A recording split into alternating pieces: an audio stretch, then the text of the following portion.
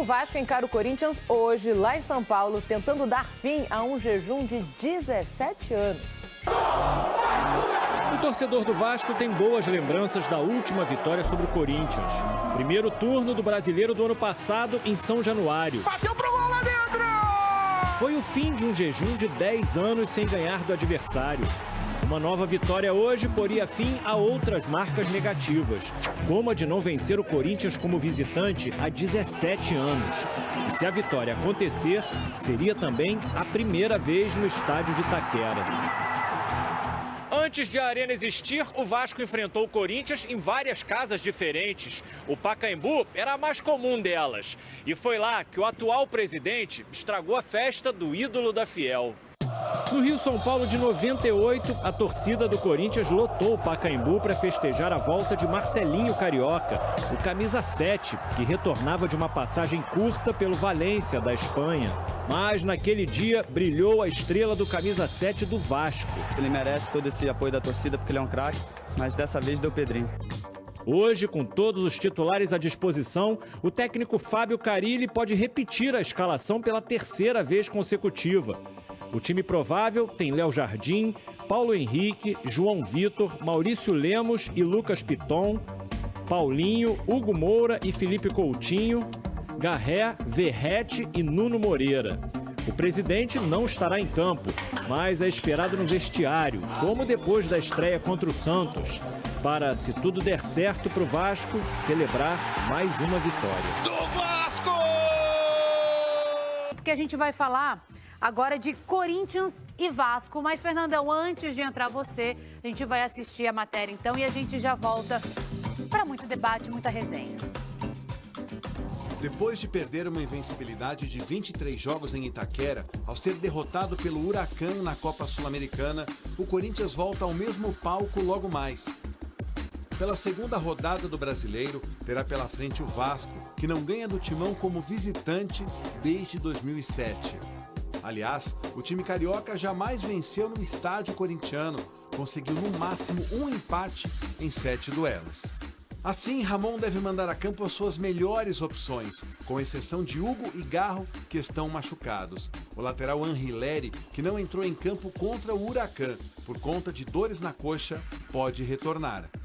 Seria um bom reforço para a defesa, que vem sendo muito contestada nos últimos tempos por conta do elevado número de gols que a equipe vem sofrendo em jogadas de bola parada. Em 2025, foram 9 em 22 partidas. Curiosamente, o Vasco vem de uma partida em que vencia o Melgar por 3-1, mas sofreu muito com jogadas pelo alto. Os 3 gols do empate contra a equipe peruana pela Sul-Americana saíram desta maneira. Assim como o Corinthians, o Vasco está envolvido em uma maratona por conta do Brasileiro e da Sula. Jogou na quarta em Arequipa, no Peru, entra em campo logo mais em Itaquera e na terça recebe o Puerto Cabello em São Januário. Ai, vamos falar então de Corinthians e Vasco. Vamos ver então, quero conversar aqui com o Fernandão, o que arma Fábio Carille agora para encarar o Corinthians, que é um time que ele conhece bem. Agora, o Carille precisa mexer também na mentalidade da equipe, né? Porque depois de sair num 3-1 e levar esse empate 3-3 na Sul-Americana, você acha que dá tempo? É assim mesmo, Fernandão? O que você acha que o Carille pode apresentar jogando fora de casa ainda, né? Boa tarde, Fábio. É muito difícil sempre jogar contra o Corinthians no Neoquímica Arena. Só que todo mundo tem falado muito desse jogo, que o Vasco empatou de 3-3, mas dentro das perspectivas do jogo, o Vasco foi para um jogo de Sul-Americana, um jogo na altitude, contra uma equipe que tem uma certa regularidade e tradição dentro desse tipo de campeonato. E o Vasco fez os 3 primeiros gols, né? Aos 10 minutos do segundo tempo, vencia por 3-1, acabou tomando um empate. Tem que estar muito atento a isso. Mas dentro do contexto do jogo, não foi um resultado ruim para o Vasco. Tem bons pontos. O Verrete fazendo seus gols, Felipe Coutinho jogando muita bola, tendo, na minha opinião, uma das melhores, se não a melhor partida dele quando voltou ao Vasco da Gama. tem que ter um ajuste muito interessante dentro do meio campo, ainda mais porque o Corinthians, eu gosto muito de como o Corinthians é armado, ele não é um time que joga como o status quo, né? Todo mundo joga quase do mesmo jeito no Brasil hoje, mas o Corinthians não, joga de forma diferente. Se entrar o Coronado e ele tirar o Romero, o Corinthians fica muito mais forte no seu meio campo, tem muito mais aproximações, associações, e aí o Vasco tem que estar muito atento, porque deu um pouco de espaço para o Melgar nesse jogo da Sul-Americana e pode sofrer com isso. Mas também tem um lado interessante que virou o jogo contra o Santos dentro de casa, um jogo que era muito importante para o Vasco vencer, iniciar o campeonato vencendo, não deixar que as coisas se apertem mais na frente para começar a reagir. É um jogo difícil, a gente sabe disso. O Corinthians tem ao lado dele os tabus, né? O Vasco nunca venceu lá, mas como você falou, Calenca, os tabus estão aí para serem derrubados, o Vasco tem time para isso e agora é esperar que o Vasco faça um grande jogo, consiga trazer no mínimo um empatezinho lá da Neoquímica Arena, usar, né, esse momento do Corinthians de oscilação. O Corinthians empatou na final do Campeonato Paulista, teve um empate contra o Bahia, perdeu agora em casa, enfim. Acho que tem tudo para sair com um bom resultado do Vasco. O Vasco finalizou nesta sexta a preparação para o jogo com o Corinthians. O Cruz Maltino chega para esse duelo depois de um empate amargo com o Melgar no meio da semana pela Sul-Americana. O técnico Fábio Carilli deve repetir a mesma escalação do jogo da última quarta-feira. Vamos lá, é hora de falar do Vasco da Gama, Breno Monsef. Bom, vamos lá, eu falei no destaque sobre a possibilidade, né, de 2 jogadores poupados amanhã, no caso o Felipe Coutinho e também o Paulinho. E aí, com a saída provável ou possível do Coutinho, um nome surge sempre, né? O Payet.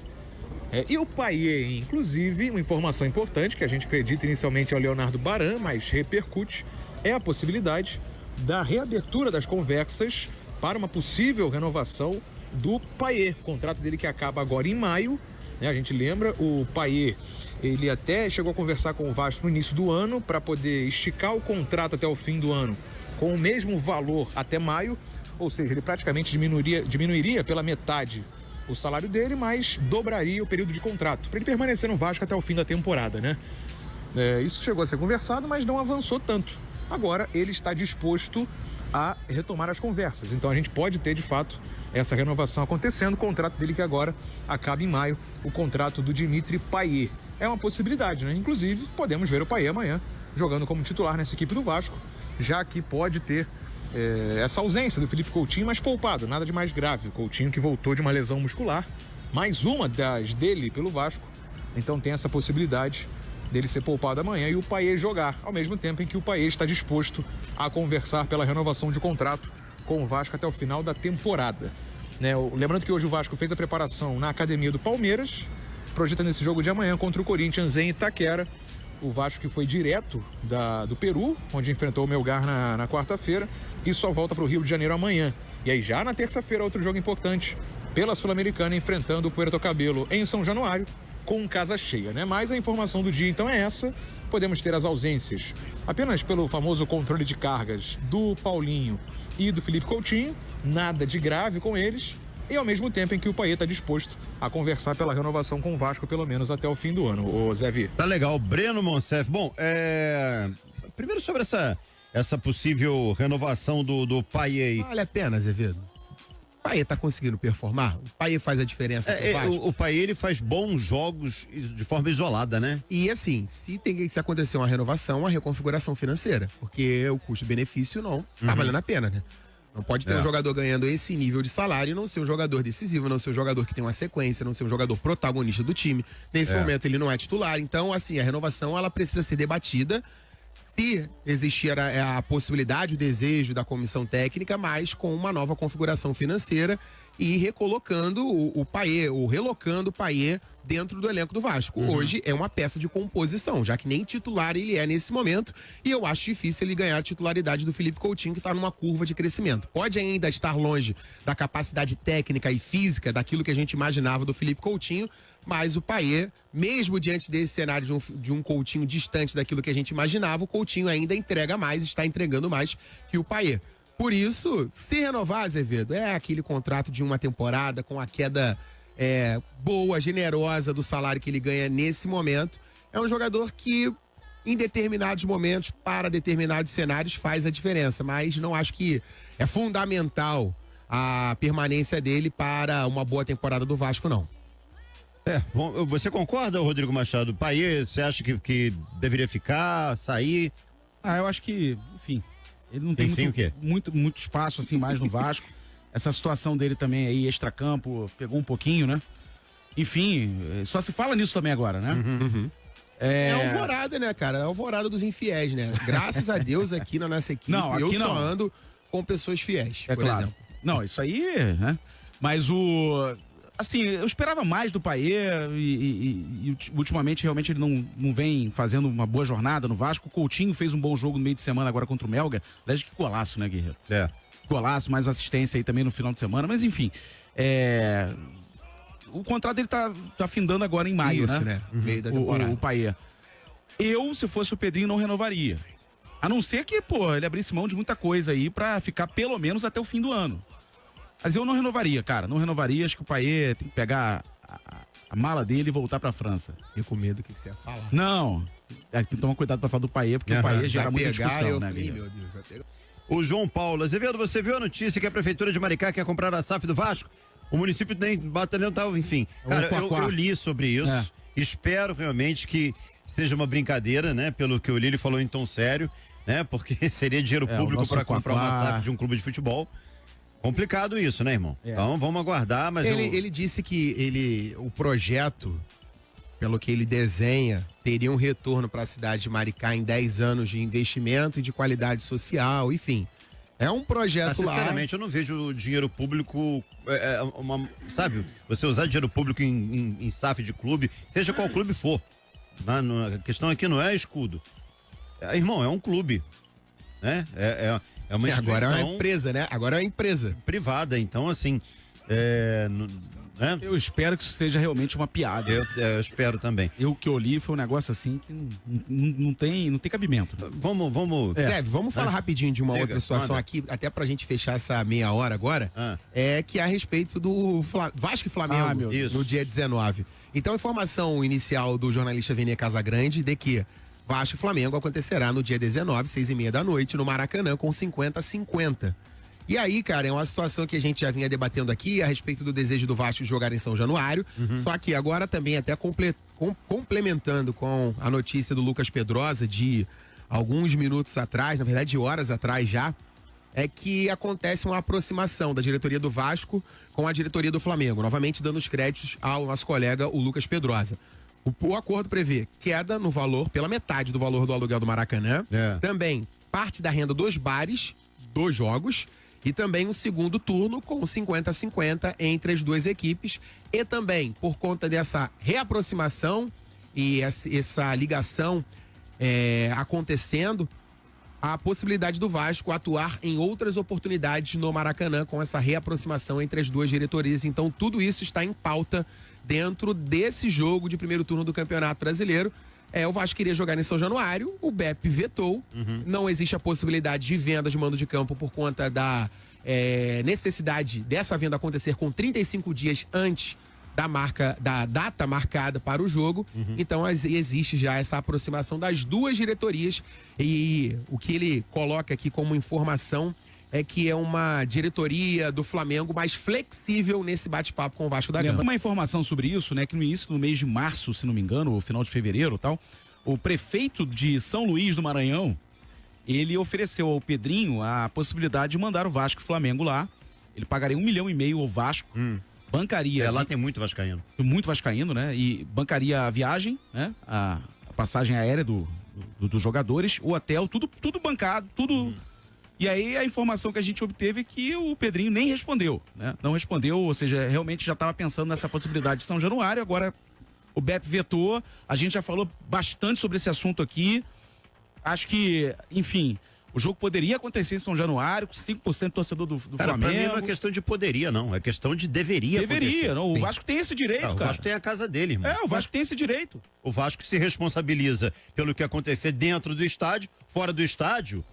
A polícia tem a obrigação de garantir a segurança dos torcedores. O Léo já trouxe isso aqui, cara. O Léo já trouxe isso aqui, acho que foi ontem, inclusive, ou foi mais cedo. Existe uma má vontade com o Vasco quando o assunto é São Januário. Existe um preconceito contra o entorno de São Januário, que a gente viu esse preconceito, inclusive, verbalizado por um procurador do TJD, né?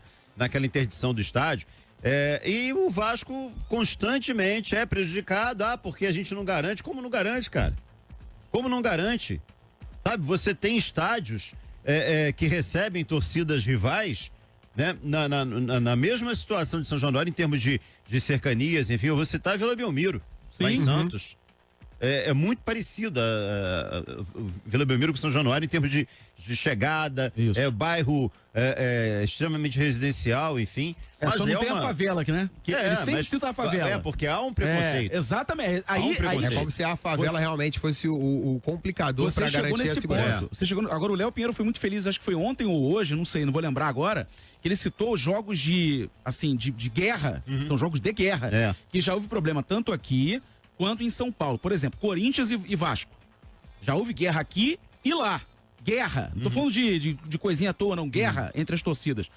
Eles vêm aqui e podem entrar em São Januário. Todo jogo do Corinthians tem a Gaviões aqui e tal.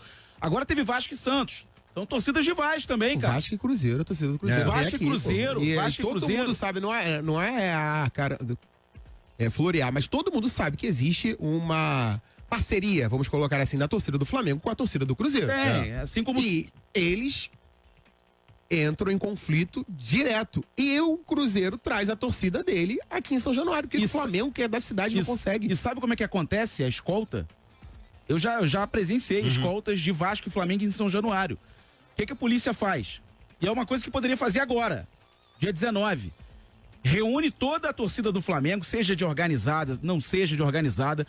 Eles reúnem, isso que acontece, tá, gente? Ali perto da Prefeitura do Rio, na Cidade Nova, existe uma caminhada pela Leopoldina.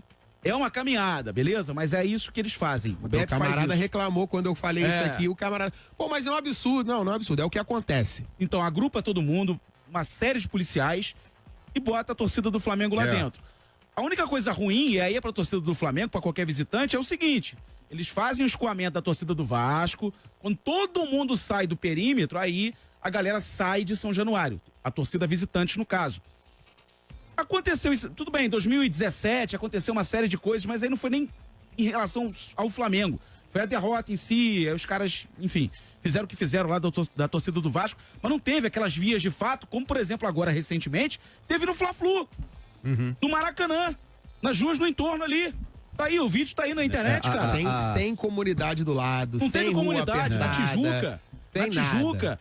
As torcidas organizadas a torcida Fluminense foi ali perto onde... Lá na São Francisco Xavier. Colégio Militar. Na São Francisco Xavier. O pau quebrou. Não existe mais o bar, né? Eu passei um pouco antes, o pau quebrou na São Francisco Xavier, e aí tá tudo certo. Entendeu? A Josi tá lembrando aqui, cadê a Josi? O Maracanã e o Engenhão, no caso o Newton Santos, garantem a segurança, porque no Fla-Flu teve morte, enfim.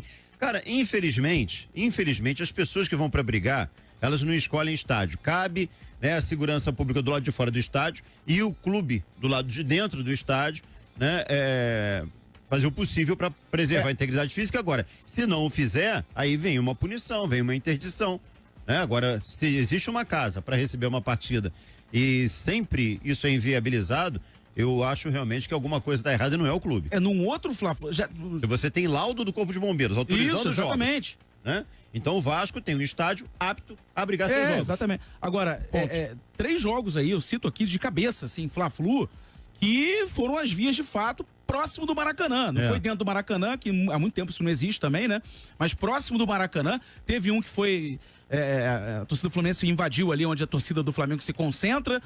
E aí os caras realmente brigaram, saíram na mão.